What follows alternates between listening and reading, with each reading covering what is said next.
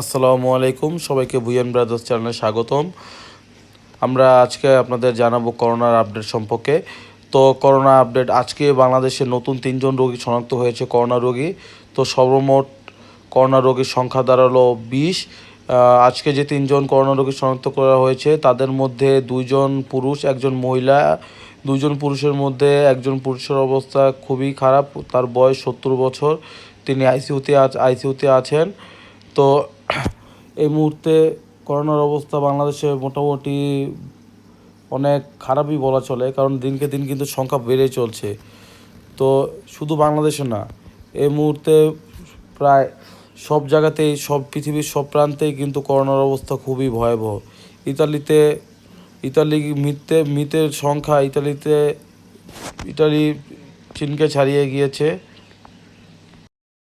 গতকালকে Italy record করেছে এবং মৃতের সংখ্যা চীনকেও ছাড়িয়ে গিয়েছে।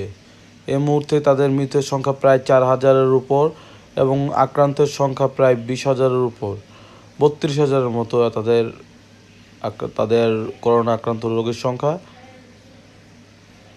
তো এই মুহূর্তে স্পেনের অবস্থাও খুব বেশি ভালো না, আমেরিকার অবস্থাও ভালো না, কোনো দেশের অবস্থাই ভালো না।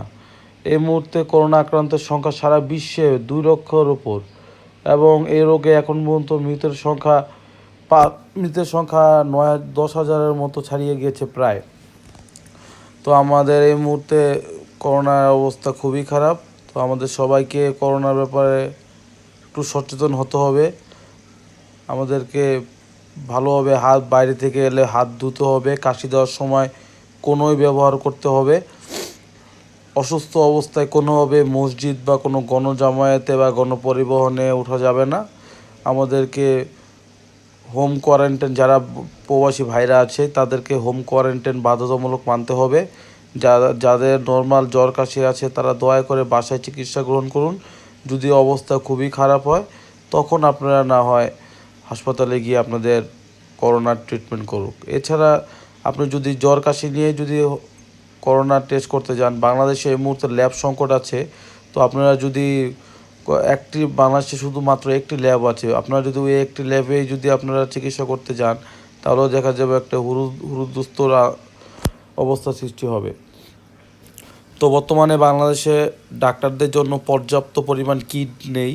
তো আমি সরকারের কাছে বিনীত আবেদন করব যে যত সম্ভব তাড়াতাড়ি কিটের ব্যবস্থা করা, কারণ ডাক্তারদের জন্য রিস্ক হয়ে যাবে, কারণ তারা ভালোভাবে রোগীদের চিকিৎসা দিতে পারবে না, তাদের জীবনও বিপজ্জনক থাকবে। তো আজকে এই পর্যন্ত। ভালো থাকবেন, সুস্থ থাকবেন এবং সবাই